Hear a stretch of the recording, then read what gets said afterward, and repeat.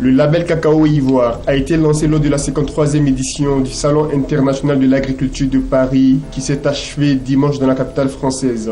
Le lancement a été matérialisé par la signature d'une convention entre le gouvernement ivoirien, le syndicat des chocolatiers et la Fédération des chocolatiers et confiseurs de France qui produisent 25% du chocolat mondial. Le ministre ivoirien de l'Agriculture et du Développement rural, Mamadou Sangafoua Coulibaly, et Florence Pradier pour les partenaires techniques et financiers ont paraphé le document de cette convention. Mamadou Sangafoua Coulibaly a par ailleurs signé une autre convention avec le CIRAD, le Centre de coopération internationale en recherche agronomique pour le développement, avant son retour sur la Côte d'Ivoire. La Société Générale du Banque en Côte d'Ivoire, la SGBCI et l'opérateur de téléphonie mobile MTN ont lancé un nouveau service vendredi qui permettra aux 250 000 clients de la banque de recharger leur téléphone mobile ou celui d'un proche via une interface accessible sur leur mobile. Ce nouveau produit nommé SOGP a été mis en service ce lundi par la SGBCI.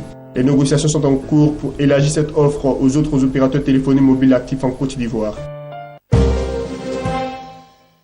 Le gouvernement ivoirien a lancé un emprunt obligataire d'un montant de 120 milliards de francs CFA sur le marché financier régional en vue de financer les investissements prévus au budget de l'État au titre de l'année 2016.